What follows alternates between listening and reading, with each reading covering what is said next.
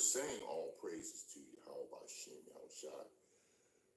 We want to give our utmost respect, admiration to the diligence of the apostles who have been bringing out the accuracy as which was given to them at the level it was for decades.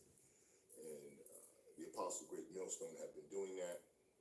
All of us who are in the truth want to follow those that are accurate in bringing out the truth in the word and the scriptures. There is so much to still learn and so much to absorb and go through at this time when Yahawashi, Yahawashi is taking us through the paces in the process of prophecy. If you're not dealing within the confines of the truth in the word that brings forth the revelation of prophecy, then you are inaccurate and you are in error. So we want to definitely give our utmost thanks for the diligence that the Apostle Great Millstone has brought out. I want to get that out because they deserve it. This is your brother Obadiah Yahawashi coming back at you. Of course, you know when I come out, the Most High Yahawashi, Yahawashi brings me out with a word of teaching and a word of wisdom. And once he gets a hold of me and brings it forth, it's going to be whatever it's going to be. That's all I can tell you. We got a good one, a very good one today. It's a little bit of a rarity to some degree, but not completely, but to a degree, because we're going to get in a book here. We're going to get into the Apocrypha. We're going to get into Second Ezra, and we're going to edify Yasharallah in a way where we're going to feed the sheep some very rich food when it comes to the word.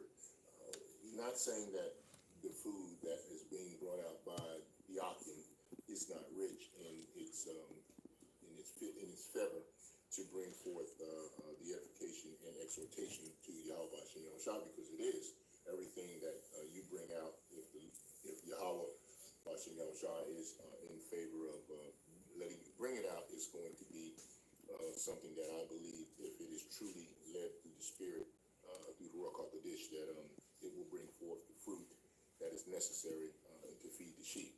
This is going to be a rich meal today, and it's going to be a teaching meal. So you're going to need to get your apocrypha out for this one. If you don't have one, you need to look it up on your device, whether you're using a phone or a tablet or whatever, what have you. You want to look up your apocrypha, okay? And because we're going to get into some things that I believe are going to enlighten us in areas that we probably don't touch so deeply, but we need to, because as I said before, we're dealing in a measure where the Most High, the way he operates is he controls all sides of the spectrum. He controls all sides of the board. And similitudes are important, okay? And we need to know about how they operate and what the measure is. We need to know what the meaning of similitude is in the Bible. And we need to go there, you know, and get what we need from that perspective, because it's important. Now, you know, a similitude for the most part is a way of bringing forth information that can transpire in sort of a, if I can say it this way, it's an example of what is to come, but it can be parabolic at some point, and sometimes it can be literal, and sometimes it can be a combination in terms of what the similitude is. And normally that's what we try to look forward to in terms of bringing you information through the language and through the scriptures and through the truth we want to understand how that operates. Now, the title of this lesson that Yahawashi gave me is Occupy Until I Come, or Occupy Until Yahawashi Comes, right? Um, and part of the thing that we need to express and talk about here in the commentary is we're going to reference the fact that we want to understand, can we operate within the right spiritual and scriptural framework of the similitudes given by the image of the voice? Okay, I'll say it again. Can we operate within the similitudes given by the image of the voice? And we're going to break that down in Second Ezra, because we're going to be in Second Ezra today, where we're going to do the teaching. And the Second Ezra, we're going to touch chapter 3 and the beginning a little bit, and then we're going to raise to chapter 5, and we're going to get a whole lot of it. So we're going to try to get all this in. It's going to be quite lengthy, but it's going to be quite fruitful in terms of the information that's going to be passed, in terms of the teaching. This is not an entertainment, okay? I'm not here for your entertainment. If you wish to be entertained, then you're going to have to go to another channel and look for all the famous frills and spills and graphics and all the stuff that, excites you with all the sounds and everything else that's going on. I'm not doing that here. That's not the nature of what we're doing, okay? So if that's what you're looking for, it ain't going to happen, okay? We're here to give a sacrifice of praise to the Most High, and we're going to give the sacrifice of praise through, of course, His truth and His word. So we just got to get ready for that. So you want to get your apocrypha out, and we're going to get into this because we're going to talk about how we're supposed to be occupying before Yahawashi gets here. Now, I'm going to say this because I need to bring this out. My Akim brother in Yasharala, they speak strongly in terms of the things that are occurring in this point in time in prophecy. Everything that Yahawashi has already ordained and predestined and preordained is in the prophecies of His truth and His word, and it will happen no matter what we say or no matter what our particular understanding is. It's going to happen the way Yahawashi brought it down and is putting it down, and has already put it down. It's not about us. It's not about what we say in general. It's what the Ruach HaKodesh is saying through men of the Lord, so to speak, if we are blessed and graced to be in that favor, and then bring this truth the way we can. But He controls all things. Nobody has any power, no angel, no one, no prophet, no apostle, no elder, no bishop, no one has any power but Yahawashi.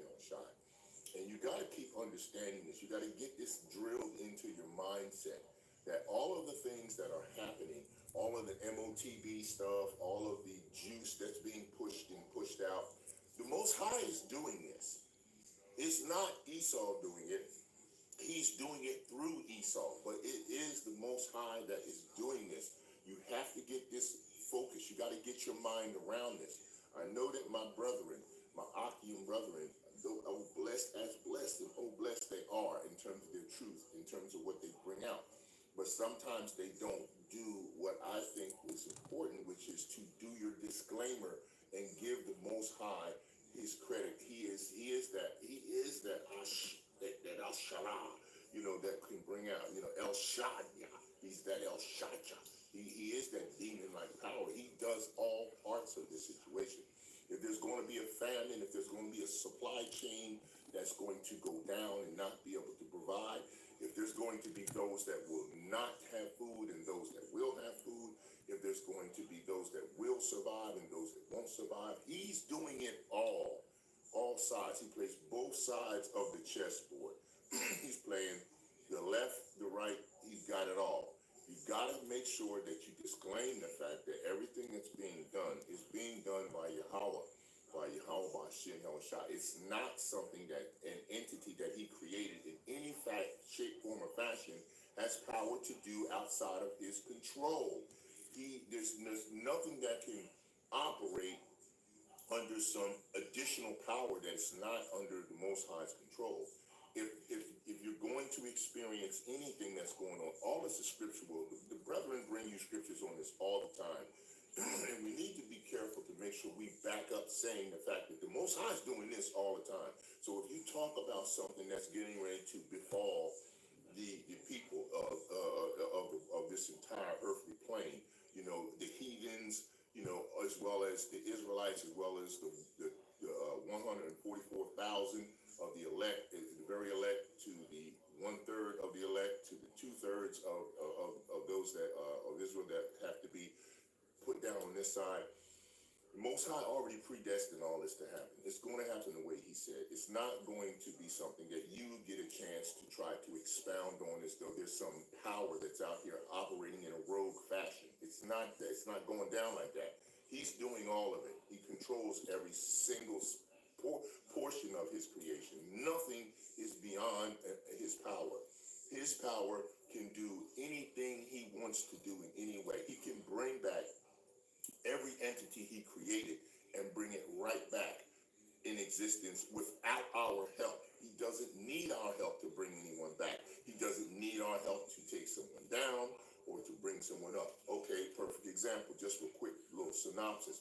Yahawashi, when He came and He died on the cross, once His flesh body that the Most High created and was laid in the tomb, in the 3 days that the flesh was there, that flesh was corrupted. It had to go through corruption.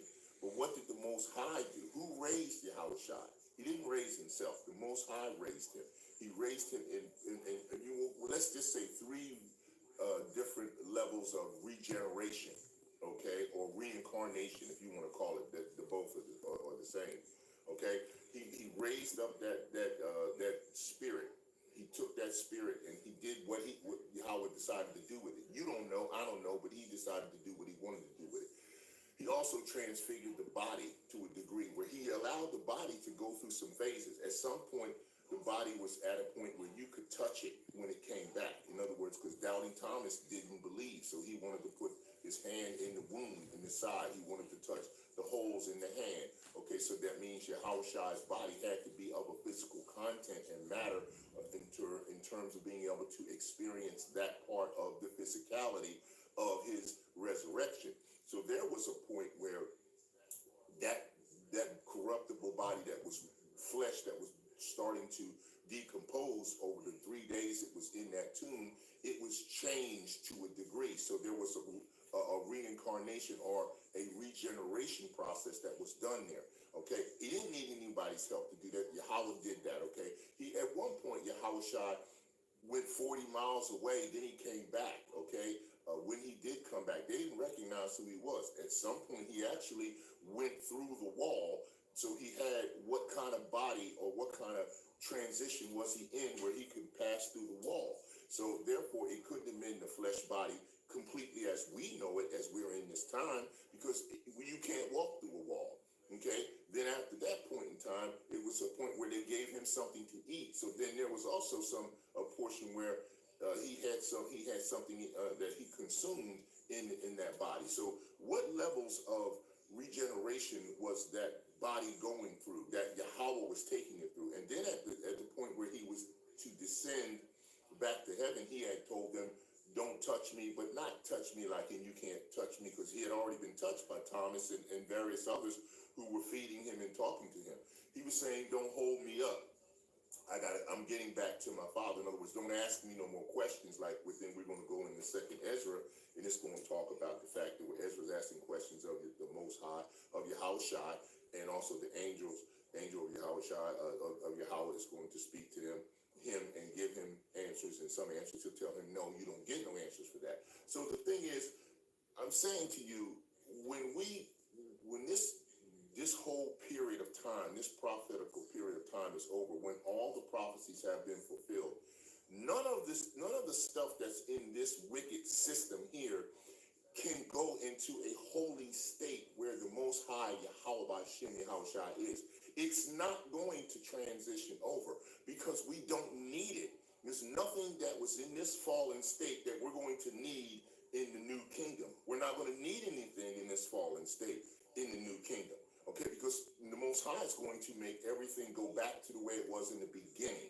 You know, when there was no sin and there was nothing that could corrupt anymore. So any of your wishes, aspirations, or whatever you're thinking about that you have now in this period here, it's got to be cleaned up because it can't be in the present. I mean, you can't. The Most High Yahweh is so holy that when his essence goes by, you can't even be in the presence of his essence without being in a righteous state. So there's nothing from a fallen state that can transition in, because he's not going to clean up the mess that's here and then say, oh, I'm gonna go ahead and let you have it there. Okay, let me clean this up and let you do it there. Okay, let me clean up some of Esau's wicked activity when I programmed him to do this wicked stuff, and then you can do it there in the new covenant. It talks about making a man more precious than Ophir, gold, than more refined. So when you're that precious in gold and Ophir, when you're that refined, when you're that renewed, when you're that new supernatural power the Most High puts in his men of Israel and his women of Israel, they come together, they become perfect. They're soulmates. Adam and Eve were soulmates. He took Eve from Adam, right? He took her out of his flesh, his bone of my bone, flesh of my flesh. Once he breathed life into Adam, Adam became a living soul. So he took that woman that he made for him out of his soul. That's a soulmate. Soulmate, not soulmates, soulmate. Okay, there was other females in the garden prior to, with all these other nations, that Adam saw them when they were amongst these other nations that were there, because there were other trees in the garden. He said the trees in the midst of the garden, you don't go near to mess with that. Leave that alone. It's wicked for a reason. But there were other nations in the garden, he said, that you could talk to and deal with. They had women there too, but he didn't want those women. Why did he not want those women? At the time when he was not in a fallen state, he didn't want them. He said, no, I'm not interested in that. So the Most High made a soulmate specifically for him. Okay, that's what the Bible says. You got a problem with that, you take it up with Yahawashi and Yahawashi, because that's the way it lays down. And once, of course, he fell and the seed of sin got in his spirit, and then he and his woman fell, then all the rest of this mess done started down here. And everything that's going down here is a mess, because Yahweh had it that way, and that's the way he wanted it, that's the way he planned it, that's his prophecy, and he already preordained it would happen, because he does the end from the beginning and the beginning from the end. He's already done that. No one else can do it but Yahweh. He did it through Yahawashi and Yahawashi. So let's not get that twisted. That's enough on this part of the commentary to break out in this, but you got to go ahead and start doing some research. I've been doing a lot of studying in this book of the Apocrypha and going out and trying to find stuff that they've been hiding, additional precepts and scriptures that are there, that were there in the Apocrypha, now that you accept the Apocrypha, because before at one point you wouldn't even accept it. You were told there was only 66 books and you left and you stayed with that. But now that you know that those 14 books have been added, there's some precepts and some scriptures that have been still hidden from you. So you got to go and do your diligence. That's why the scripture says, study to show thyself approved, a workman that can rightly divide the word of truth. Now, if that you can rightly divide it, you can wrongly divide it. And being wrong sometimes means you just don't have enough information and you haven't done due diligence to go study. The apostles always tell you, you need to go study. You always got to study. You got to go dig for the information in the truth. Don't go tripping on other stuff that ain't got nothing to do with the truth, but you deal in the truth, okay? And we're going to start getting into this, okay? And we're going to start breaking it down. Let me get my glasses here a little bit. And we're going to chop it up and get into it. Like I said, I'm in the book of Ezra, second Ezra, second Ezra. And we're going to go in here and we're going to start breaking this down. Now, where I want to start is I'm going to start in chapter 3, all right? I'm going to go ahead and start 3 and verse 1. And then I'm going to read, and then I'm going to pop onto some of the other chapters that I got to pull my lesson together about occupying until Yahawashi comes, because we have to operate within the similitudes given the image of the voice, through the image of the voice, by the image of the voice, okay? All right, verse 1. You got your apocrypha out, 2nd Ezra, chapter 3, starting at verse 1. In the 13th year after the ruin of the city, I was in Babylon, and I lay troubled upon my bed. Thy thoughts came up over my heart, okay? For I saw the desolation of Zion and the wealth of them that dwelt in Babylon. And this is very much akin to what's going on right now. So you got to understand, this is prelude to leading up to what we're dealing with as far as what Yahweh's plan has already planned for us at this point in time, going into the final phase of prophecy, okay? All right. And my spirit was sore moved, so that I began to speak words full of fear to the Most High. See, you hear a lot of things similar to that actually going down in terms of the way some of the Yasharal is bringing out some of the conversation about what befalls us as prophecy moves forward. Like in reference to talking about what kind of devices and what kind of activities are being done through pseudoscience, and what kind of things are being perpetrated through enchantments and things of that nature. And it kind of puts a lot of people in fear, because I remember Elder Yahawashi, when I was listening to a lesson he did, he talked about the fact that the fear factor is very high right now in terms of how they wish to push agendas that the Most High is bringing forward. Clearly, he tells you that the Most High is in control of this, and he's bringing these things to pass. But those that are not in the truth and not in the knowledge of the truth don't understand, and they are in fear because they don't know Yahweh and know why they're going through the things they're going through. Okay, moving forward. Okay, all right, don't want to hold on. All right. And it says, and my spirit was sore moved, so that I began to speak words full of fear to the Most High, and said, O Lord, all right, who bearest rule, thou speakest at the beginning. Okay, so from the beginning to the end, he's done this already. When thou didst plant the earth, and that thyself alone, right, and commanded the people. So Yahawashi obviously is in control by the Father to do this work that had been done. Okay, and gavest, okay, Shalaki. O Lord, bearest rule, thou speakest at the beginning, when thou didst plant the earth, and that thyself alone, and commanded the people, and gavest the body unto Adam without soul. See, so this was without the soul, right? Which was the workmanship of thine hands, and didst breathe into him the breath of life, and he became a living soul before thee. See, right there, that's what I'm saying. Soulmate issue, or he's a soul. That's what we tie that together with when he made Eve, he took Eve from Adam out of his soul, right? The metabolism that he built Eve. Okay, so that's the soulmate connection, right? And thou leadest him into paradise, which thy right hand had planted before ever the earth came forward. So he was leading him into paradise before the earth came forward. And in terms of translating that means that he was already in the truth. He was already in the righteousness of Yahawashi, Yahawashi.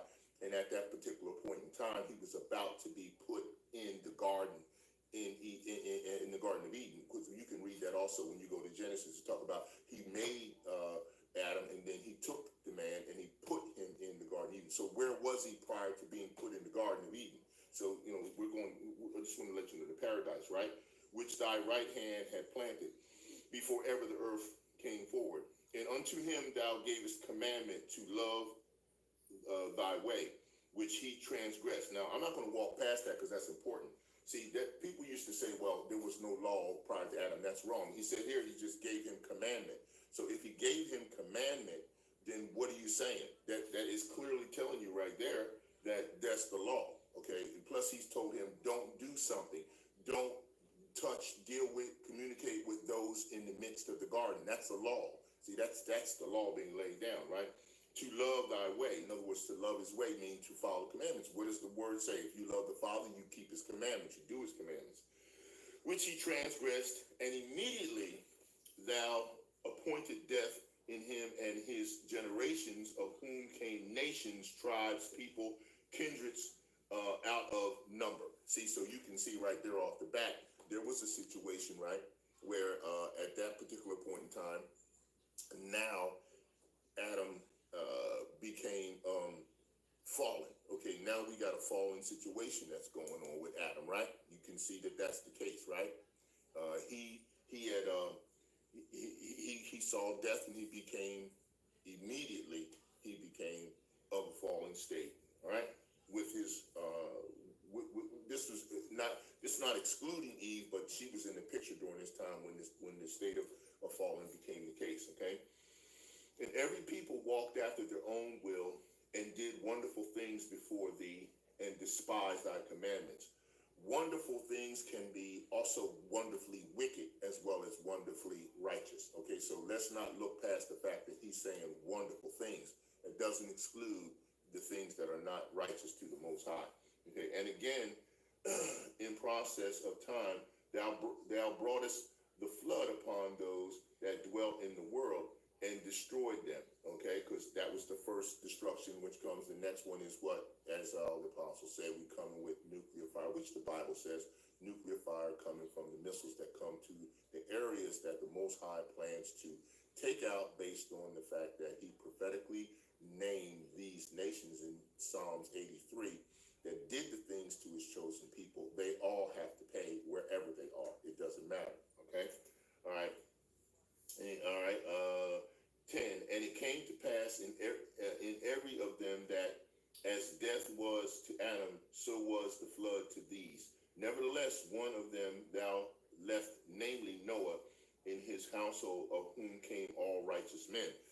And we liken ourselves and pray and praise the Most High, and like to think that Noah's seed brought forth some of the men of Yasharallah in the awakening that the Most High predestined to move forward to do what they're doing today in terms of bringing out the truth and the word, so that this system can be over with and the new righteous system can come online.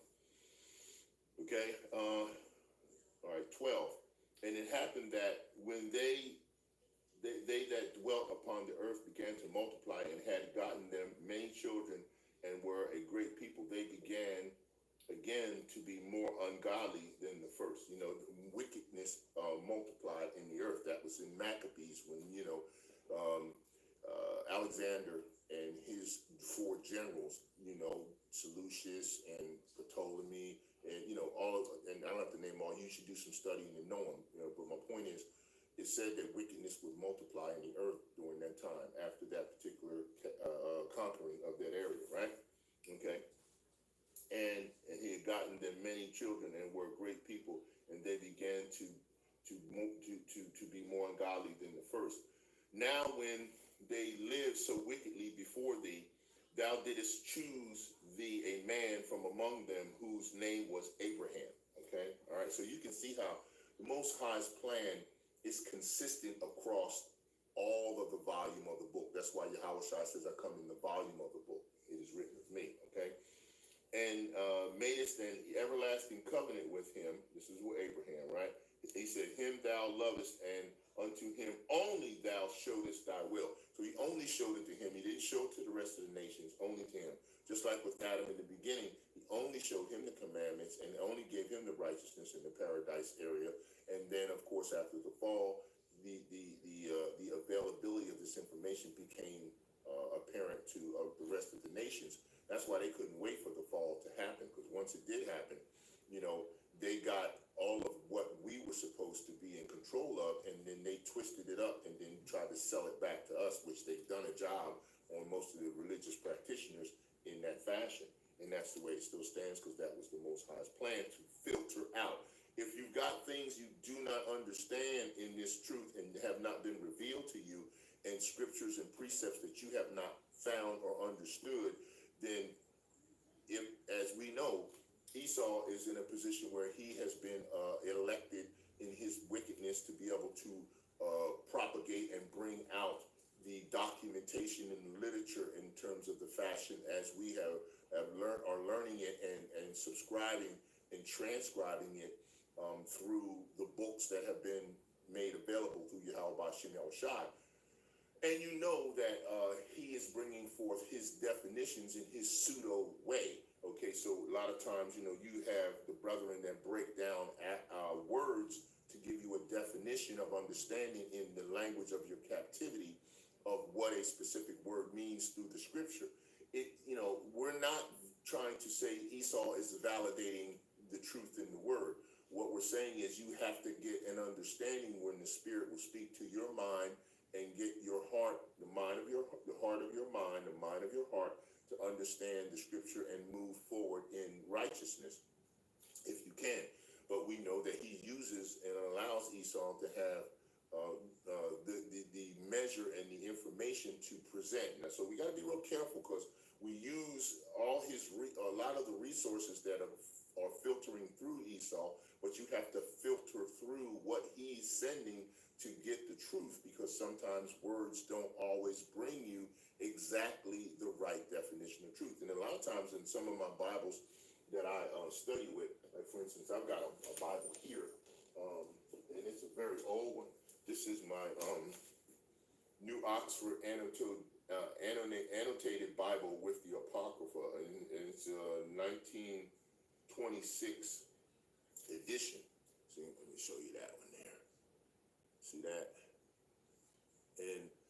But Esau put stuff in here and translations and information in here that could screw you up if you don't know certain meanings of certain words. And that's why the brethren break out the words and try to give you definitions. But they're giving you definitions that Esau has printed and derived through his misunderstanding, a lot of times more than just the understanding. So you got to filter through that. And that's what's happening. The Most High is filtering through those who don't know and get the proper understanding of the truth as it's translated in the breakdown through the scriptures. Okay, not digress, I'm sorry. Shalaki. Okay, all right. all right. 15. And madest an everlasting covenant with him, promising him that thou wouldest never forsake his seed. And unto him thou gavest Isaac, and unto Isaac also thou gavest Jacob and Esau. As for Jacob, thou didst choose him to thee. In other words, the Most High chose Jacob and put by Esau. See, he didn't want Esau, right? He created him for another purpose. And so Jacob became a great multitude.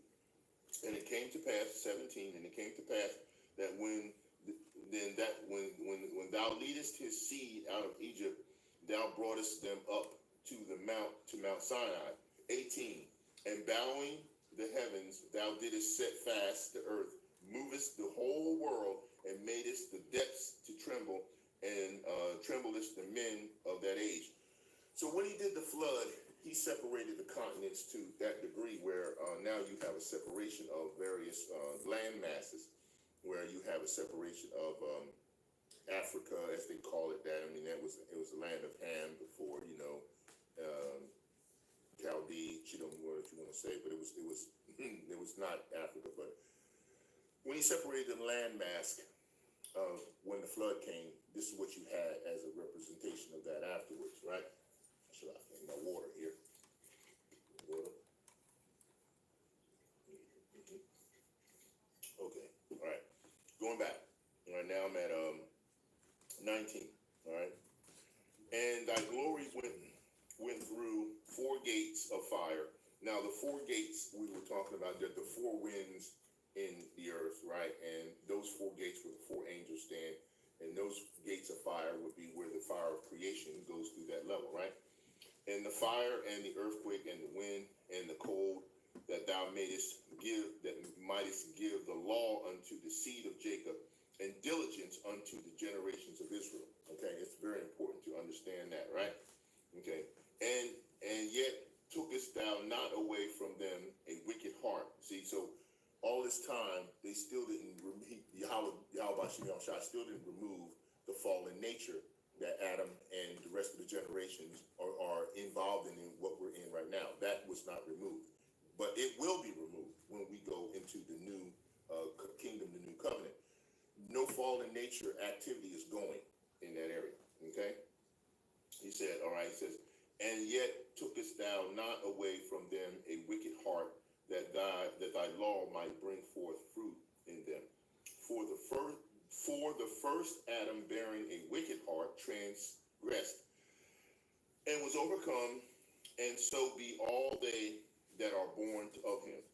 Thus infirmity was made permanent, and the law also is in the heart of the people with the malignity of the root. Now, what is a malignant? Malignity is when something is growing, and it's growing in a fashion that is perpetuating more damage, more evil, something that is more diseased or disruptive. When someone is told to have a malignancy and a cancer or something, that means it's growing in a bad way, not a good way. Okay, because so that malignancy is that of the root, so that the good departed away and the evil abode still. So the times passed away, and the years were brought to an end. Then didst thou raise thee up a servant called David, a man after the Most High Yahawah's heart. Okay, there you have it. Whom thou commandest to build the city unto thy name, and to offer incense and oblations unto therein. When this was done many years, then they that inhabited the city forsook thee. So they still forsook the Most High, even though David had fallen and did some things. There's still a fallen state going on here. You got to remember that. And even though there are some righteous things that are being done that the Most High is willing to accept, still the nature of the overall process is still a very fallen state. Okay? All right. We're getting close to finishing up, and then we're going to move forward on chapter 5. 26. And in all the things did even as Adam and all his generations had done, for they also had a wicked heart. See? Fallen state. And so thou gavest thy city over to the hands of thine enemy. Are their deeds then any better than the inhabitants of Babylon? See, this is what the Most High is asking us right now. The way we operate here in this period of time, our deeds are Babylonish, because that's the way we've been trained up through Esau, which the Most High is allowing, because he's filtering out those that he has to eliminate on this side before he brings back the new covenant and the new kingdom. His prophecies have to be fulfilled exactly the way he said, and all those that have been predestined to follow and be in a certain point in time, in a certain lot, that's where they're going to be. Okay? All right, 28. And their deeds then any better than the inhabitants of Babylon, and that should therefore have the dominion of over Shalaki. Are their deeds then any better than that inhabited Babylon, where you are, that they should therefore have the dominion over Zion? For when I came thither and had seen impieties, wicked stuff, right, without number, then my soul saw many evildoers in this 13th year, so that my heart failed me.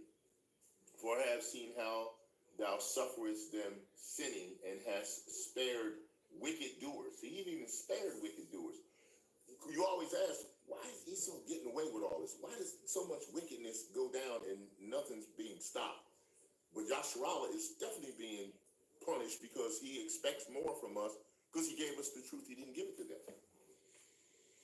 And hast destroyed thy people, and hast preserved thine enemies, and hast not signified it. Right?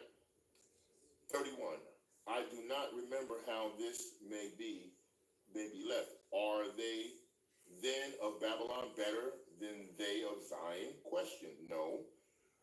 Or is there any other people that knoweth thee beside Israel? Question. Or what generation hath so believed thy covenants as Jacob?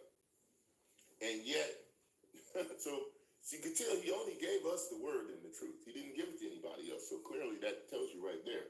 And yet their reward appeareth, and yet their reward appeareth not, and their labor hath no fruit. For I have gone here and there through the heathen, and I see that they flow in wealth, which they do, and think not upon the commandments. See, because they think their kingdom's going to go forever, and it's not. But that's what their thought process is. Weigh thou therefore our wickedness now in the balance. See, the Most High going to balance everything out. Nothing's going to be unbalanced, so no wickedness is transitioning over to the new covenant. And there's also that dwell in the world, and so shall thy name nowhere be found but in Israel. Right? Or when was it that they which dwell upon the earth have not sinned in thy sight?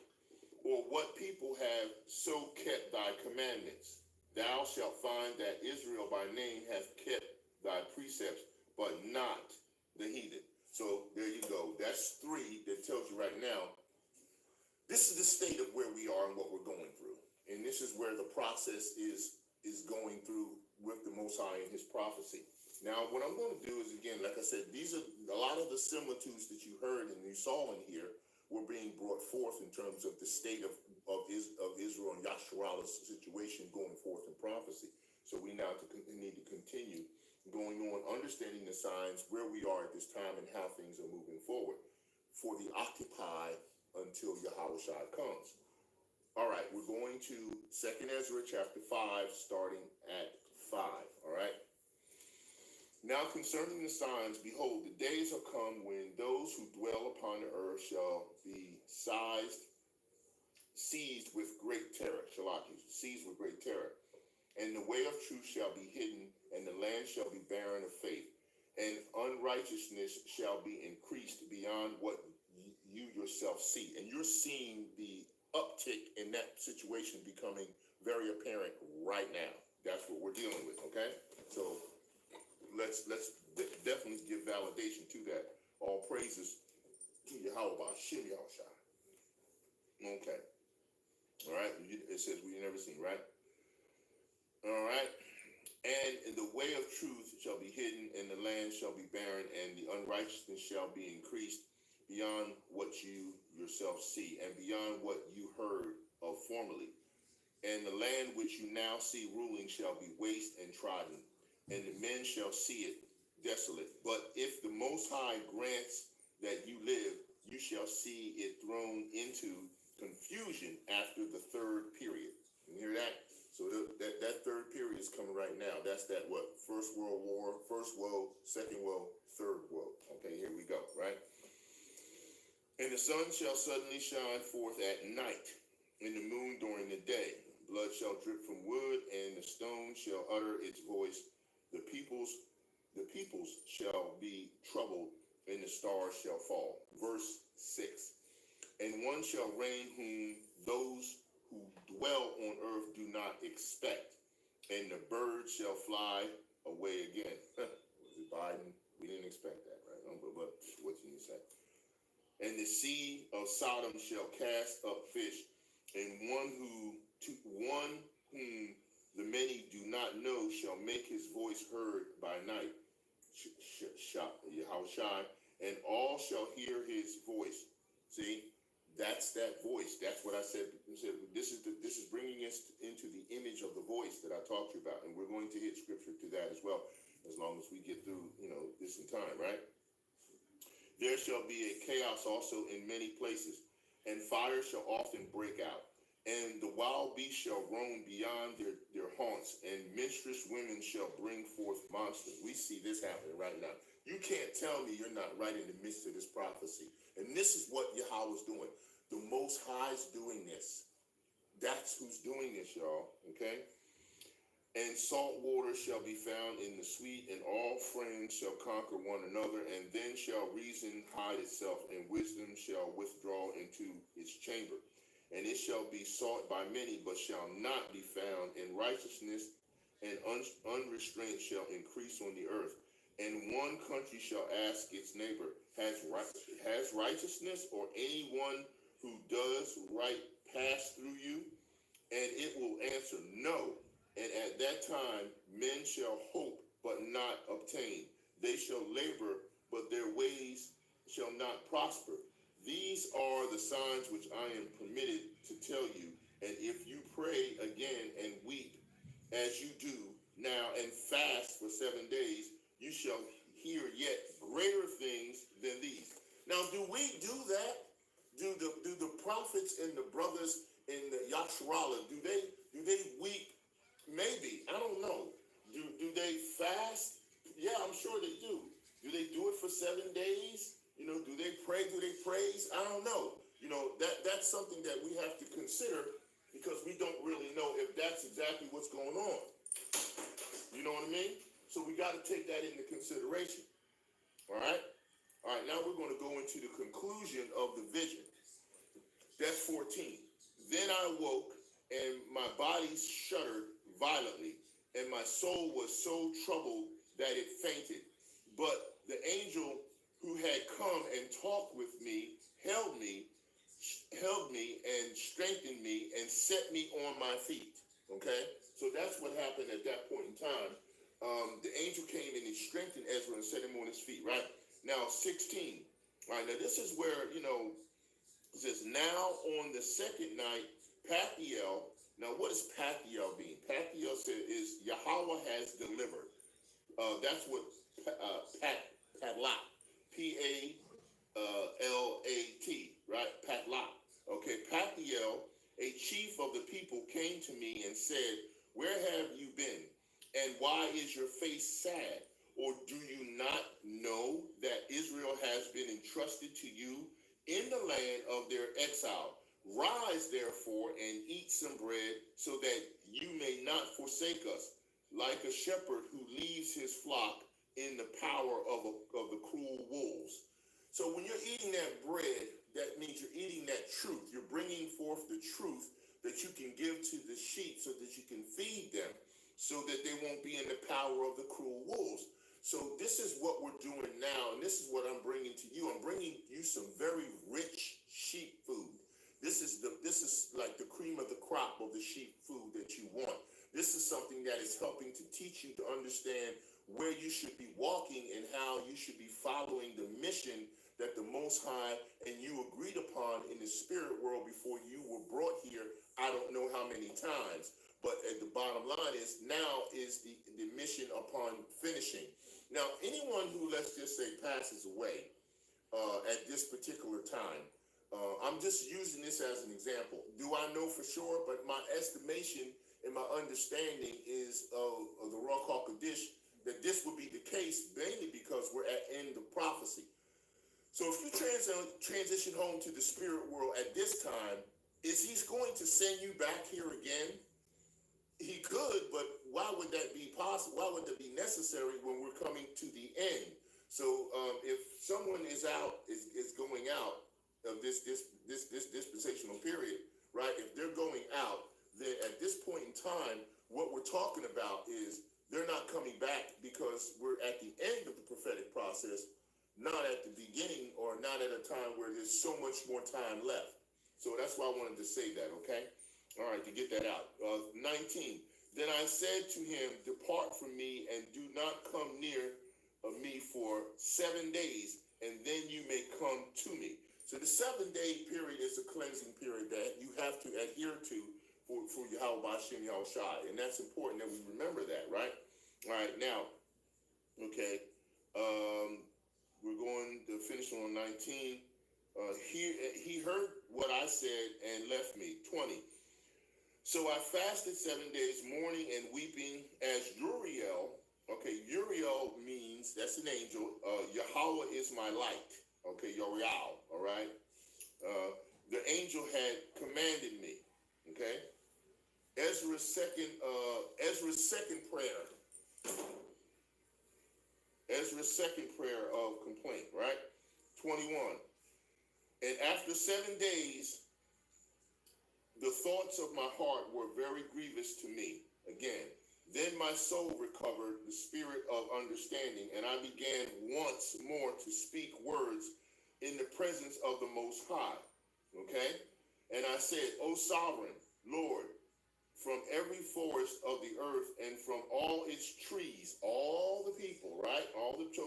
Thou hast chosen one. See, he's chosen one vine. And from all the lands of the world thou hast chosen for thyself one region, and from all the flowers of the world thou hast chosen for thyself lily, right?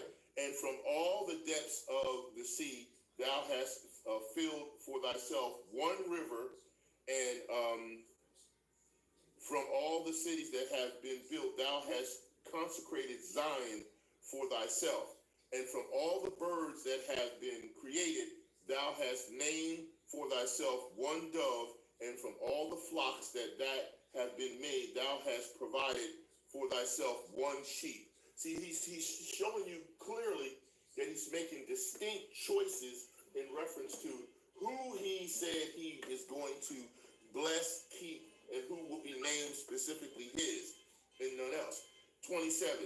And from all other multitudes of people thou hast gotten for thyself one people, one chosen people. So all this religious practitioner conversation and crap that everyone can be saved and you could choose the Most High, none of that will work, because none of that is true. That's why I said you've got to do your diligence in this, right? Okay, who he decides he made for that purpose, he made for that purpose. Who he decided already predestined that he chose for that purpose, and that's it. All right, all right. Whom he has, okay, thyself one people. And to this people whom thou hast loved, thou hast given the law which is approved by all. And now, O Lord, why hast thou given over the one to many, and dishonored the one root beyond the others, and scattered thine only one among the many? Because we went off, we went wicked, and we decided that we felt like we lost track of who we were supposed to be and who we are, and then we were easily swayed by the fall that happened when that nature of the fall permeated and just went like boosh, and all over the earthly plane. We were out. We were bugged out. Okay, all right. And those who oppose thy promises have trodden down those who believe thy covenants. If thou dost really hate thy people, they should be punished at thy own hand. Now, when the Most High talks about thy people, there's so many scriptures in the Bible that back up this and validate it. I mean, you can already start in the beginning from Deuteronomy chapter 7, 6 through 8. You can start from Deuteronomy chapter 14, 2. You can go to Exodus 19, 5. You can go to 1 Kings of 8:53. This is all talking about he chose a specific people. You got 1 Kings 10, 9. You got Psalms 105, 8 through 15, and also 135, verse 4. I can go on and on. Isaiah 43, 1 through 3, 44, 2 through 1, Jeremiah 31, 1 through 4, 9, Jeremiah 9, 31, 9 through 11. Jeremiah 46, right? 27, 28, yeah. Ezekiel 36, right? What was it? 24 through 28, and also, Ezekiel 37, 21 through 25. See, this is all the verses, all in the Bible, all in the volume of the book, saying he only chose one people. New Testament, Joel, 3, 1 and 2, Amos 3, 1 and 2. So you got all these places where there's only one people chosen. So you got to react to that. Okay, let's go to, we'll finish 2nd Ezra. Now we're going to talk about the response to Ezra's complaint, okay, from Yahweh, from the angel of the Lord, Yahawashi, okay? All right, verse 31. Now, when I had spoken these words, the angel that came to me that night afore was sent unto me, and said unto me, hear me, and I will instruct thee. Hearken to the thing that I say, and I shall tell thee more. Okay, so now Yahawashi, angel of the Lord, is going to give Ezra some information, all right? Because he obviously is asking you, he must be righteous enough to obtain it, okay? All right. And I said, speak on, my Lord, right? Then said unto me, thou art sore troubled in mind for Israel's sake. Lovest thou that people better than he that made them? See, we in this truth cannot love the people more than the Most High does. Let's make sure we get that straight and not get it twisted. And I said, no, Lord, but very grief have I spoken, for many ruins pain me every hour, while I labor to comprehend the way of the Most High. Now, you can labor to comprehend the way of the Most High, but it doesn't mean you're going to actually know his way completely, because no one knows the mind of Yahawashi completely. You only know what he allows you to know at the metabolism level that you've been created to understand. And that's it, right? Okay. And to seek out part of his judgment, all right? And he said unto me, thou canst not. He said, thou canst not. In other words, you can't do it, right? Okay. All right, thou canst not. And I said, wherefore, Lord, question, and whereunto was I born then? Or why was I not in my mother's womb then my grave, that I might not have seen the travail of Jacob and the wearisome toil of the stock of Israel? These are his questions. He's asking some good questions. It's okay to ask good questions, because how else can you learn? And it says, if you get a question, be ready to give an answer. Now, do you determine who gets to ask a question? Who the hell are you? Are you Yahawashi? Are you the angel of the Lord? He's allowing questions to be asked of him. So why can't you ask a question and be ready to give an answer? If you don't have an answer, then you're going to give up something that would be a rejection, or you're going to be arrogant or prideful, and you're going to come back and not give an answer. You need to check yourself, because you are wrecking yourself. I'm telling you, you need to do what, if you're going to be like Yahawashi and do what he do and have the mindset of the Mashiach, then you need to go ahead and answer a question if it's a valid question that needs to be answered. Be ready to give an answer, okay? All right. Was I born then, right? Or why was I not in mother's womb? Okay, that I might have not seen the travail, right? Okay, we did it. At 36, and he said unto me, number me the things that are not yet come, since you think you know everything, right? Gather me together the drops that are scattered abroad. That's the children, right, of Israel scattered. Make me the flowers green again that are withered. Open me the places that are closed, like the tree of life is closed off from the garden from us, right? That are closed. And bring me forth the winds that in them are shut up. Show me the image of a voice. That's what I said in my topic here in terms of the title, right? I said, can we operate within the right spiritual and scriptural framework of the similitudes given by the image of the voice? I'll read that one again. He said here, all right? He said, show me the image of a voice, and then I will declare to thee the thing that thou laborest to know. Now, if you're going to show someone the image of a voice, what are you saying? Does a voice have an image, and does an image have a voice? Meaning there has to be some kind of theopoly that can present or project a sound that you can hear, which would be a voice, right? Or what presence would have a voice? See, so that's important, because he's almost asking, can he see Yahawashi, right? But, that's what he's saying. I'm just saying, okay, 38. And I said, O Lord, that bearest rule, who may know these things, but he that hath not his dwelling with men? As for me, I am unwise. How may I then speak of these things whereof thou askest me? So, in other words, you don't know everything. And you're only going to know things that he's going to allow you to know at the time you're supposed to know them.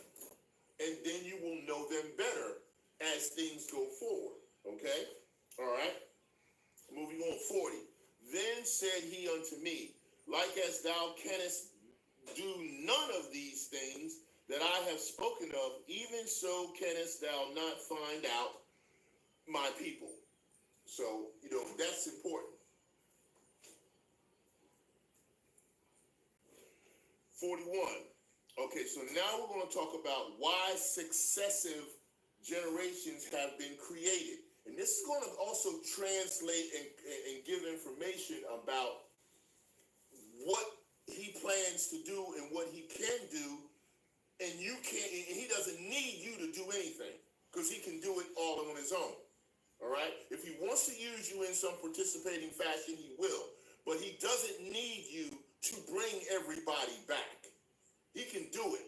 Okay, we're gonna get to that. 41. And I said, behold, O Lord, art thou near unto them that be reserved till the end? And of course he's near unto them because he predestined them to be in a position that he is near unto them. Okay, all right, the end. And what shall they do that have been before me? All right, or we that be now. So he's clearly telling you there were some that were predestined who were before you, and they had to perform a certain goal and process. And now what the ones that are right now are still doing what is to come, because he's regenerated these spirits in these individuals. Or they that shall come after us, right? Which is those that will proceed in the new covenant, all right? Now, and he said unto me, I will liken my judgment unto a ring. Now, what is a ring? A ring that a king has is a measure of authority, but also a way to create a form of communication and a form of, like if I take an insignia on the ring, if you take the ring and the insignia, right, and you go ahead and you press it to seal something. The kings used to seal on a piece of clay, on a letter or on a message, and they would show that insignia. They would press that ring on there. So that's a form of authority to say this is what we're going to do, right? Or what I want to be ordained or done. Okay. He said, judgment unto a ring. Like as there is no slackness of the last. In other words, see, the latter rain, things are happening exactly the way the Most High said in prophecy. There's nothing being slack. It's rolling forward, and it will. Okay? Even so, there is no swiftness of the first. In other words, we used to call somebody Swifty back in the day because you thought you were so smart and so cool. Hey, Swifty, come here, let me talk to you. You always got some swagger or some stuff going on. Yeah, no swiftness of the first. So you're not going to surpass or get out in front of the Most High and bring something out or say something or do something that he's not in control of. Okay, now here's 43. This is when we're going to bring in some clarity on some things about how the Most High can do whatever he wants with his creation, and he don't need you to do it. Okay, it says here, so I answered and said, couldest thou not make those that have been made? Couldest thou not make those that have been made and be now and that are for to come at once? Okay, now let me break it down again, but use how it's here. Okay, so he answered and said, comma, couldest thou not make those that have been made, comma, and be now, comma, and that are for to come, comma, at once, semicolon.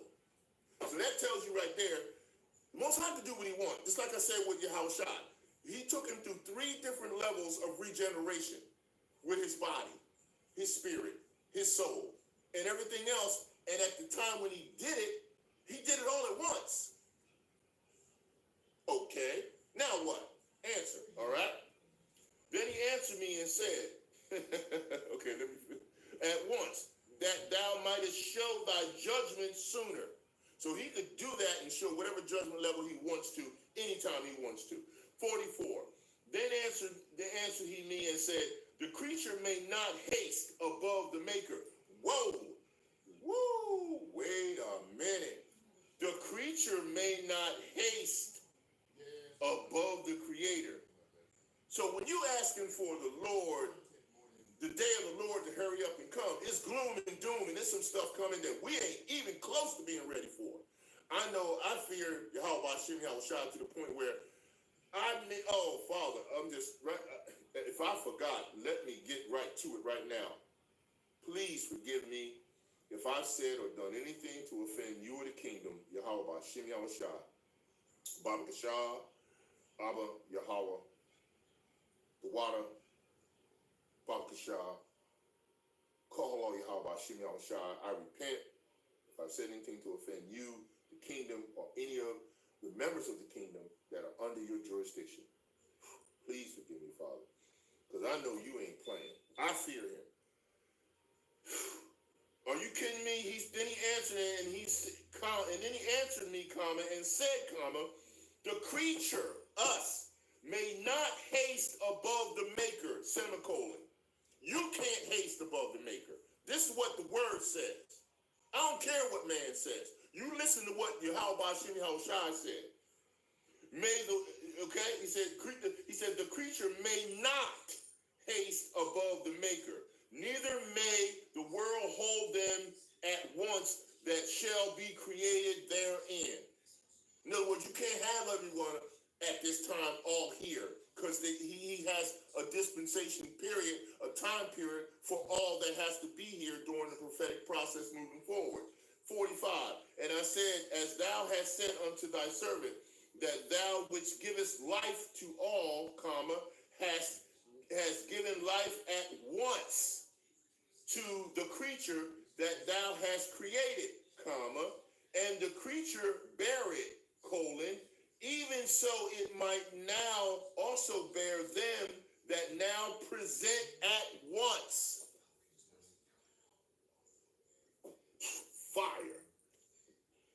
46, and he said unto me, ask the womb of a woman, and say unto her, if thou bringest forth children, comma, why dost thou it not together, comma, but one after another? Question. In other words, why don't you just bring them all? Like Esau come up with wicked stuff like he tried to have 8 with artificial insemination and all kinds of adding chemicals to you to see if you can have more than 4 or 5 babies at one time, or 6 or 7 babies at one time. Hey, the Most High made Eve with 2 breasts. Maybe 2 babies is good. You got 1 for each one. When back then you didn't have a whole lot of bottles and a lot of stuff that you can go feeding all these children at one time when you have them coming out. And when they do come out, they be real small. If you got 8, like you having a litter of puppies or something. Like you having a whole bunch of litter like an animal. No, he 2 at a time, man. He ain't doing it that way, right? Okay. He's balanced. He's balanced, people. Okay. All right. All right. Pray, but one after another. Question. Pray her therefore to bring forth 10 children at once.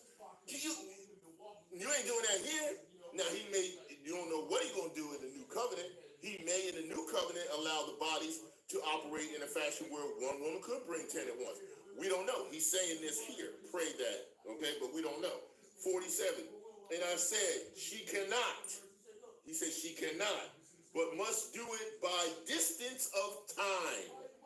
Okay, 48. Then said he unto me, even so have I given the womb of the earth to those that be sown in it in their times. 49. For like as a young child may not bring forth the things that belong to an aged adult, even so have I disposed the world which I created. All right? And, okay, now, this is like when and how will the end come, right? We're coming into that point here. And I asked and said, seeing thou hast given me the way, I will proceed to speak before thee, colon, for our mother of whom thou hast told me that she is young draweth now near unto age, the earth, right? Talking about the earth. He answered me and said, ask a woman that beareth children, and she shall tell thee.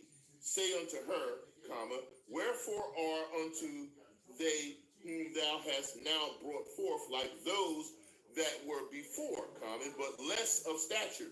See, so what he's telling you here is that as you have children younger, they're stronger. But if you have children when you're older, they're supposedly not as strong. Okay, so that's different. So the ones of old, even back then, they lived longer. They didn't have the pollutants and the crap and the things that we had to deal with. So naturally, it was more healthy and advantageous for them to live longer and be stronger. Okay, and she said, answer thee, they that be born in the strength of the youth are, see, of one fashion, and they that are born in the time of age, when the womb faileth, are otherwise. 54. Consider thou therefore also also how that ye are less of stature than those that were before you. See, that's what I was saying.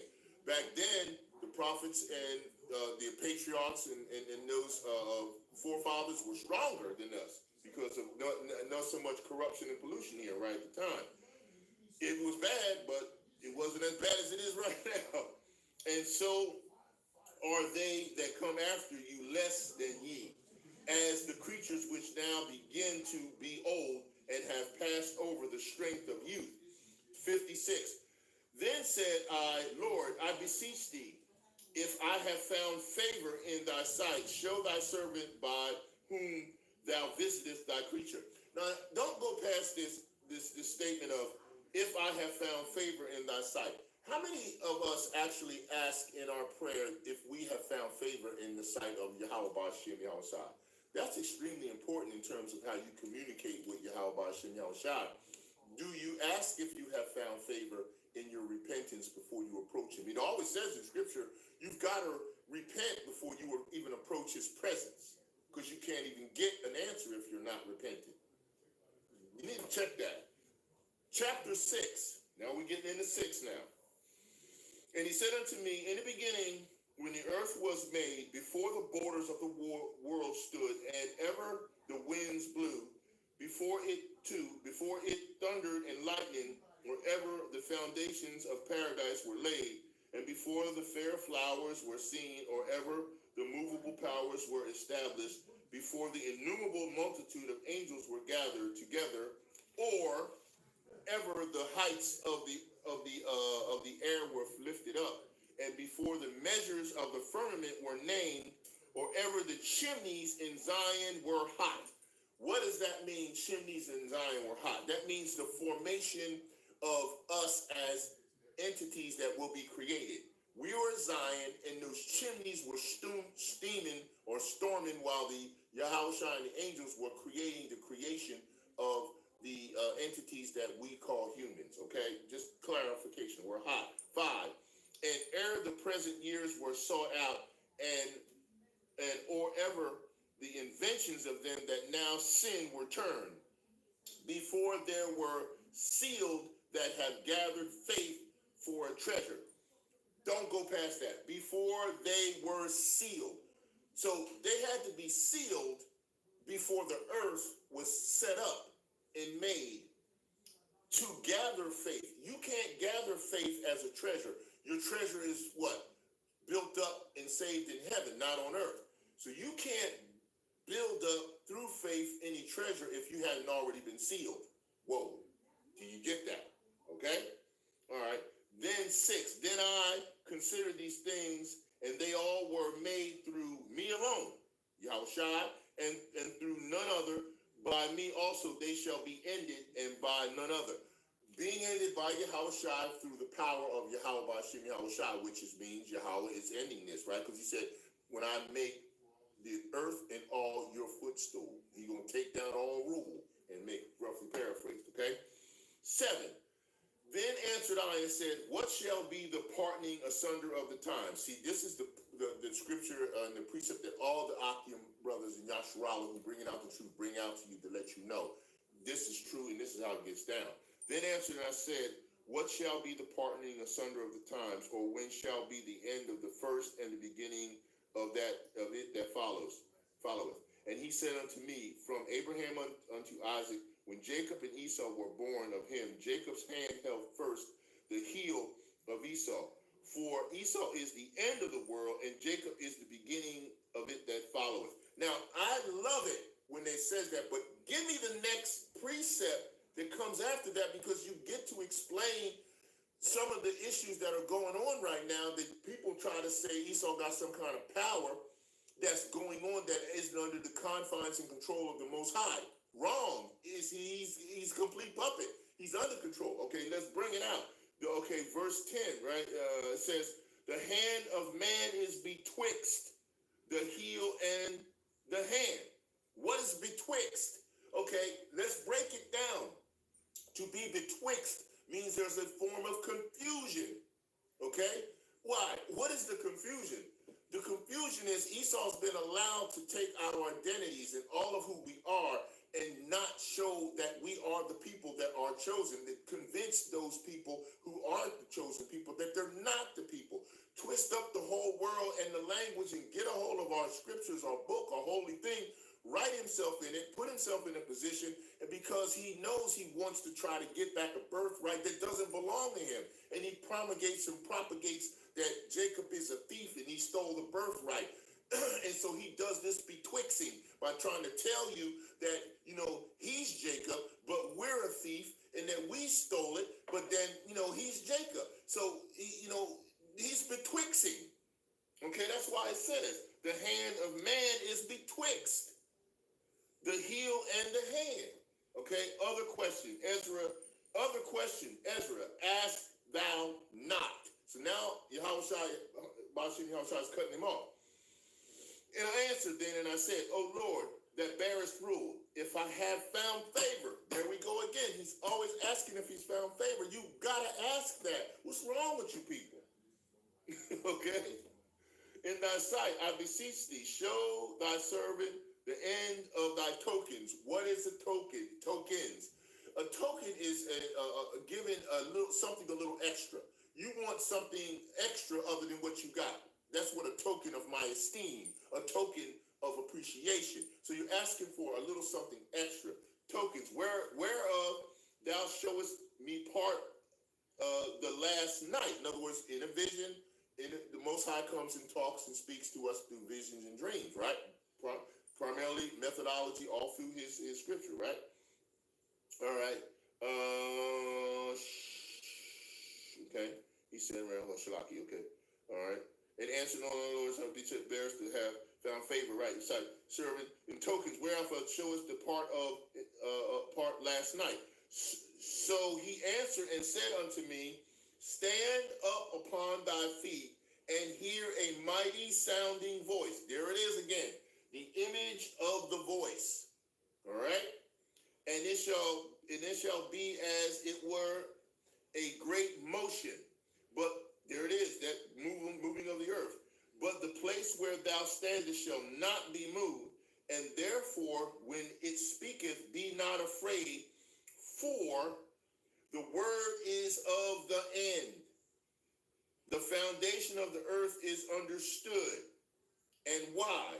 Because the speech of these things trembleth and is moved. Who's it trembling? It's trembling the wicked in this world who are doing what? Following the prophetic process that Yahawashi put forward. Okay? That's the trembleth they're going through. It's taking them down. It's moved. For it knoweth that the end of these things must be changed. 17.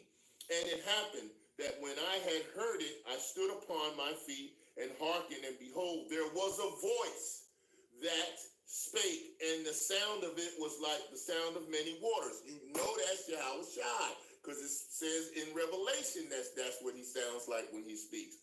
At 18, and it said, behold, the days come that I will begin to draw near and visit them that dwell upon the earth, and will bring and begin to dwell upon them that dwell upon the earth, and will begin to make inquisition of them, what they be that have hurt unjustly with their unrighteousness, and when the affliction of Zion shall be fulfilled. 20. And when the world that shall begin to vanish away shall be finished, then will I show these tokens. Those are the extra things, which I said before. He's going to be bringing out more information as he's doing with you right now in this teaching, which you will hear if the Most High provides the time. You're going to hear. There's information that is part of everything in prophecy that's to happen, but you have to go and search it out. The word scripture says, what do kings do? They search out the truth. That's roughly paraphrased, but it's scriptural. Okay? All right? Okay, here we go. All right? And then the world that shall begin to vanish away shall be finished. Then will I show these tokens. The books shall be opened before the firmament, and they shall see altogether. And the children of a year old shall speak with their voices, And women with a child shall bring forth untimely children of 3 to 4 months old, and they shall live and be raised up. And suddenly shall the sown places appear unsown, and the full storehouses shall suddenly be found empty. But let me not walk past the thing about it says, and the women shall bring forth children 3 or 4 months old, and they shall live. See, we're talking about the Most High can do whatever he wants with his creation in terms of how he can determine whether or not he wants to raise them at a stronger level or a lower level or more or less. He controls all of that. Okay. All right. Now we're going to 24. No, 23. And the trumpet shall give a sound which when every man heareth, they shall be suddenly afraid. You're hearing this trumpet now. This is what the Akim, the Yasharallah, the prophets, and the apostles are bringing out. That's the trumpet, okay, that you're hearing the sound, which every man shall hear and shall be suddenly afraid. And they are afraid because they can't handle this truth, right? At that time shall friends fight one against another like enemies, and the earth shall stand in fear whose those that dwell therein. The springs of the fountain shall stand still, and their hours they shall not run. So you're going to be dealing with a whole lot of thirsty people, right? More whosoever remaineth from all these that I have told thee shall escape and see my salvation and the end of your world. Now those are the predestined people who will stand in this. Those that are not predestined will not. Okay? And the men that are received shall see it, who have not tasted death from their birth, and the heart of the inhabitants, okay, shall be changed and turned into another meaning. For evil shall be, and the other meaning will be a righteousness that will be beyond what you can imagine, right? And for evil shall be put out, and deceit shall be quenched. As for faith, it shall flourish. Corruption shall be overcome, and the truth which has been so long without fruit shall be declared. Which means none of this shit that's in this wicked kingdom is going over to there. So get it out of your mind and stop saying that. Okay? All right. And when he talked with me, behold, I looked by little and little upon him before whom I stood, and these words said he unto me, I am come to show thee the time of the night to come. And if thou wilt pray yet more and fast 7 days, there it is again, I shall tell thee greater things by day than I have heard. See, you're going to get more information now, okay, more knowledge, right, which you're getting now. For thy voice is heard before the Most High, for the mighty hath seen thy righteous dealing, and hath seen also thy chastity, which thou hast had ever since thy youth. And therefore hath he sent me to show thee all these things, and to say unto thee, be of good comfort, and fear not, and hasten not with the times that are past. There it is again. Hasten not with the times that are past, to think vain things, that thou mayest not hasten from the latter times. This is what writing apostles. Hey, okay. And it came to pass after this, I wept again and fasted 7 days in like manner, that I might fulfill the 3 weeks which he told me. And in the 8th night was my heart vexed within me again, and I began to speak before the Most High. Okay? Now, that I just wanted to finish that part on 6. And I'm going to go to 7 now and see if I can get the rest of this in, because this is important. Now, I did my research and homework on 2nd Ezra chapter 7. And Esau hides information. Now, I went to 2nd Ezra chapter 7, 75 through 101. Now, why did he not put that in the apocryphal that they released? Because my apocrypha goes up to 70.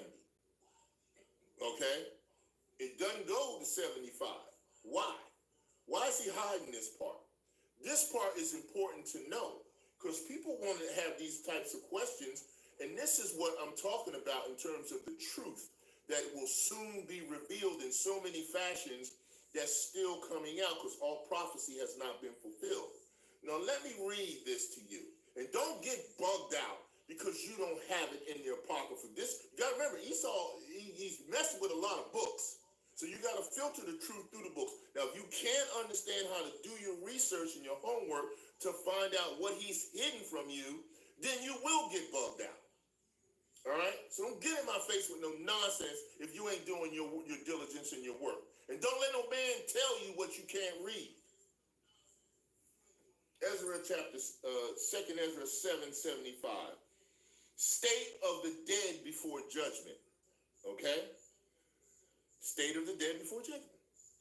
75. I answered and said, if I have found favor in your sight, see, O Lord, show this also to your servant, whether after death, as soon as every one of us yields up the soul, we shall be kept in rest until those times come when you will renew creation, or whether we shall be tormented at once.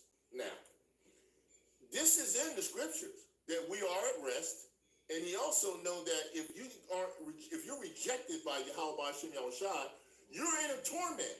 Your mind, your spirit, you don't have a flesh body, but your spiritual creation, your entity is in torment because you've been rejected by the Most High. So open your mind and listen to the teaching here, okay?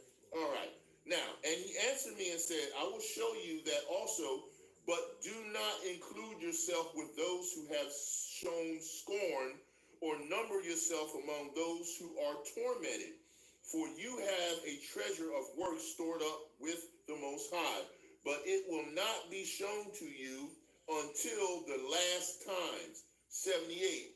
Now concerning death, the teaching is, when the decisive decree has gone out from the Most High that a person shall die, as the spirit leaves the body to return again to him who gave it. See, it's scriptural, right? Gave it, who gave it. First of all, it adores the glory of the Most High, which is true. If it is one of those who have shown scorn and have not kept the way of the Most High, who have despised his law and hated those who feared Yahawah, okay?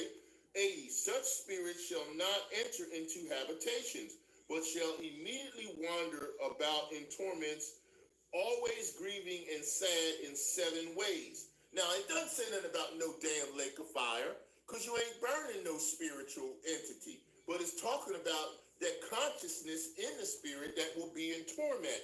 Now, let's talk about the 7 ways, okay? Grieving sad in 7 ways. The first way, because they have scorned the law of the Most High. The second way, because they cannot now make a good repentance, which you know, right? So that they may live. The third way, they shall see the reward laid up for those who have trusted the covenants of the Most High. Now, you remember that in when they talked about in Luke chapter 16, when the rich man looked up and saw that Lazarus was in the bosom of Abraham, and he could see that he was being taken care of in a just way, but he wasn't. So that the parable told you the same thing here. Gotta understand these similitudes, right? All right. The fourth way, they shall consider the torment laid up for themselves in the last days. In other words, they're rejected. That's your torment. You've been rejected, okay? The fifth way, they shall see how the inhabitants of the others are guarded by angels in profound quiet. See, that's the point of rest that we talk about in the scriptures. You'll be at rest. But you're getting more information and more clarity here that Esau hid from your ass, okay? The sixth way, they shall see how some of them will cross over into torments. Remember that gulf, that great gulf between the righteous and the unrighteous? You're seeing that how they cross over there. The seventh way, which is worse than all the ways that have been mentioned, because they shall utterly waste away in confusion and consume with shame and shall wither with fear. So this is the torment that the spiritual entity that the Most High created, because he rejected them, because they rejected him, is what they're going through. It says they're going to be in confusion, shall utterly waste away in confusion and be consumed with shame. right? And shall wither with fear at seeing the glory of the Most High, in whose presence they sinned while they were alive. How do you wither with fear? Man, if something drops to you, like, what was that? Oh, no, what was that? Oh, it was a feather, he dropped. You're withered with fear. You have no rest. Okay? It says, whose presence they sinned while they were alive, and in whose presence they are to be judged in the last times. If you're set in eternity to go through confusion and be consumed with shame for eternity and withered with fear for eternity, that is hell. That's worse than a lake of fire for you. You see what I'm saying? That's and you get to see, you can see who was righteous and what happens. Okay, so that's what happens when that period of point. Well, no one talks about that. No one teaches on that. What's wrong with you? You're not studying enough? Show thyself approved, a workman who can rightly divide the word. If you can't rightly divide it, you're going to wrongly divide it. You got to get with it, okay? Now, this is the order of those who have kept the ways of the Most High, okay? What was that? 68, right? Okay, here we go. Most High. And when they shall be separated from their mortal body, 89, during the time that they lived in it, they laboriously served the Most High and withstood danger every hour, so that they might keep the law of the lawgiver perfectly. So this is what you see happening. Therefore, this is the teaching concerning them. First of all, they shall see with great joy and glory of him who receives them, for they shall have rest in 7 orders. There's your rest, okay? The first order, because they have striven with great effort to overcome the evil thought that was formed with them, so that it might not lead them astray from life into death. The second order, because they see the perplexity in which the souls of the ungodly wander, and the punishment that awaits them. So if the wicked get to see you, you get to see them going through that, right? The third order, they see the witness that he who formed them bears concerning them, comma, that throughout their life they kept the law with which they were entrusted. 95. The fourth order, they understand and rest that they now enjoy, being gathered into their chambers and guarded by the angels in profound quiet, and the glory awaiting for them in the last days.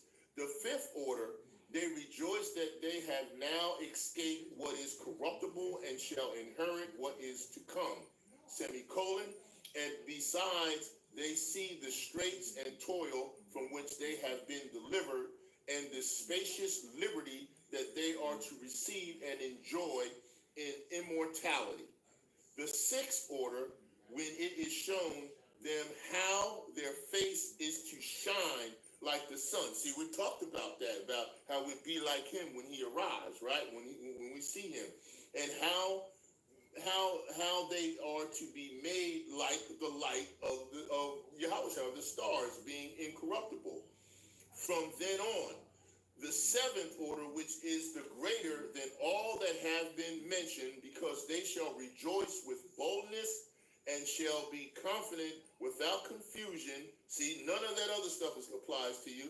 And shall be glad without fear, for they press forward to see the face of him who they served in life, and from whom they are to receive their reward, right, their crowns, when glorified. This is the order of the souls of the righteous, as henceforth is announced. And the previously mentioned are the ways of torment that those who would not give heed shall suffer hereafter. Then I answered and said, will time therefore be given to the souls after they have been separated from the bodies to see what you have described to me? And he said to me, they shall have freedom for 7 days, so that during these 7 days they may see the things of which you have been told, and afterwards they shall be gathered in their habitations. Call hello, Yahawah, Ba'ashem, Yahawashi, Ba'ashem, Wakakodash, Most High Yahawah for the revelation and letting us get into the understanding and a deeper study of the truth in your word. I always look forward to bring you this information. I am the Most High servant, Obadiah Yahawah Kanan, and I just really love the Most High so much for allowing me to be privy to this understanding. He is very selective about who he decides to give additional information that is up further in the spectrum of revelation, knowledge, and prophecy. It is so very humbling to be able to offer this. I have been praying and worshiping and praising and fasting as best I can to ask for more revelation of things that have been hidden from us, so that he will allow me to bring you the sheep, this level of nourishment, this level of knowledge that is not often given. As I try to move forward in teaching about the fact that we're supposed to be doing the law, not just knowing about it. I pray that this lesson was fruitful and beneficial to you, and look forward to whenever the Most High decides to bring out some more. I don't control it. He controls it and how he does it. Stay diligent. Keep following the brethren and those who are accurate in the truth, and pray that they and worship and pray that they get the revelation to bring forth new things that the Most High wants to bring out as well. I know this lesson was long, and if you hang through it and stay through it, then you are truly a diligent servant of the Most High, Yahawashi, Yahawashi, trying to study to show yourself approved, because that's what we're supposed to be doing while we're here. He's in control of everything. Remember that, y'all. Everything that's going on, all the facets and enchantments and everything that's going down, he's puppetizing them through Esau. Just remember that. And when he show up, I think he'll be extremely proud of you for being diligent to his word, his as I said, the image of his voice. So until next time, shalom.